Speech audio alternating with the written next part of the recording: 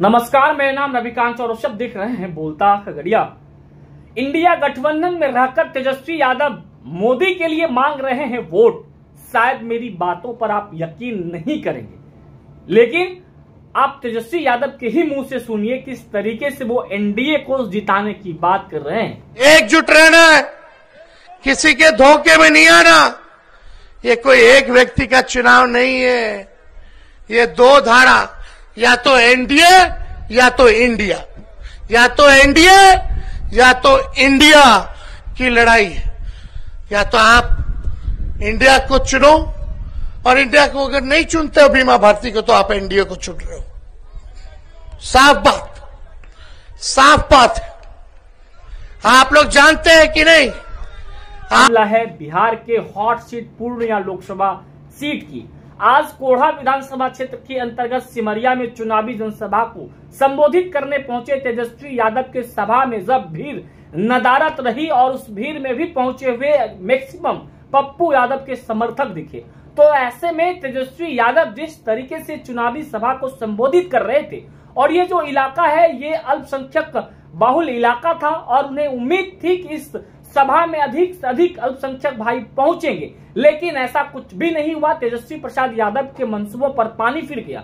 उस सभा में नहीं पहुंची भीड़ की बौखलाहट तेजस्वी यादव के चेहरों से साफ झलक रही थी। लेकिन हम आपको बताएंगे कि आखिरकार किन वजहों से तेजस्वी प्रसाद यादव ने खुले मन से कहा कि अगर आप इंडिया गठबंधन के समर्थित उम्मीदवार जो आरजेडी के संबल पर चुनावी मैदान में बीमा भारती ताल ठोक रही है, अगर आप उन्हें नहीं जिताना चाहते हैं, यानी कि ये बात कहने का साफ तौर पर मानना है कि तेजस्वी प्रसाद यादव वो अपनी हार मान चुके हैं पूर्णिया लोकसभा क्षेत्र में, क्योंकि सामने के जो उम्मीदवार हैं एनडीए समर्थित जदयू के उम्मीदवार संतोष कुशवाहा अब उनके तरफ से मुखालफत करने लग गए हैं, उन्हें जिताने की बात कर रहे हैं। जो संतोष कुशवाहा चुनाव जीतकर मोदी जी के हाथ को मजबूत करने वाले हैं, उस मोदी जी के हाथ को मजबूत करने की बात तेजस्वी यादव खुले मन से कर रहे हैं। तो ऐसे में अब आम जनता को ही तय करनी है कि तेजस्वी यादव किस तरीके से वो राजनीति कर रहे हैं, खास करके इस कोसी और सीमांचल में। पूर्णिया लोकसभा क्षेत्र में जहां भी तेजस्वी यादव जनसभा कर रहे हैं भीड़ नदारत सी रह रही है। तो ऐसे में तेजस्वी यादव काफी परेशान हैं, क्योंकि उनके सामने जो उनकी मुसीबत बनकर निकल रहे हैं वो है पप्पू यादव।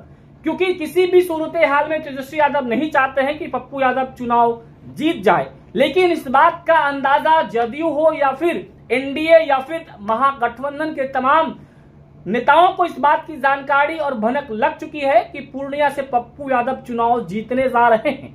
यही वजह है कि तेजस्वी यादव अब एनडीए को जिताने की बात करने लग गए हैं कि आप अगर बीमा भारती को नहीं जिताना चाहते हैं, तो यानी साफ तौर पर तेजस्वी यादव ने पूर्णिया में अपनी हार को स्वीकार कर लिया है और इसी वजह से एनडीए को वो जिताने की बात कर रहे हैं। लेकिन सबसे बड़ा सवाल है कि पप्पू यादव जो प्रणाम पूर्णिया कार्यक्रम के दौरान लगातार जो पूर्णिया के लोगों से मिलते रहे हैं, इस बार पूर्णिया क्या फिर से इतिहास दोहराने जा रही है? क्योंकि आपको बता दें कि लगातार पप्पू यादव 2 बार पूर्णिया से निर्दलीय, तो वहीं एक बार सपा के संबल पर चुनावी जो है अखाड़ा में कूद कर वो जीत दर्ज कर सदन पहुंच चुके हैं। और ऐसे में इस बार लग रहा है क्या पूर्णिया फिर से इतिहास दोहराने जा रही है? क्या पप्पू यादव निर्दलीय चुनाव जीतने जा रहे हैं? अगर जीतने नहीं जा रहे हैं तो फिर तेजस्वी प्रसाद यादव ऐसी बात क्यों कह रहे हैं, सबसे बड़ा सवाल है। इसके साथ ही साथ लगातार तेजस्वी यादव ये कहते नजर आ रहे थे कि पप्पू यादव बीजेपी के एजेंट हैं, लेकिन अब उनकी बात कहीं पर भी दाल नहीं गल रही है। तो अब वो ये बातें कहते नजर आ रहे हैं कि आप एनडीए को जिता दीजिए, लेकिन तय तो पूर्णिया लोकसभा क्षेत्र की जनता को करनी है। क्या जनता तेजस्वी यादव के बातों में आकर एनडीए को ही जिताएंगी, सबसे बड़ा सवाल है। इसके अलावा जो अल्पसंख्यक यानी मुसलमान के इलाकों में जो जनसभा करने पहुंचे तेजस्वी यादव को सुनने के लिए जो अल्पसंख्यक समाज के लोग नहीं पहुंचे, तो फिर क्या तेजस्वी यादव से मुस्लिम वोटों का जो है अब मनमुटाव हो रहा है या फिर इससे अलग थलग होता दिख रहा है? क्या अब मुस्लिम समाज भी तेजस्वी यादव से दूरियां बढ़ाने लग गए हैं? क्योंकि इनके पीछे का वजह पप्पू यादव है।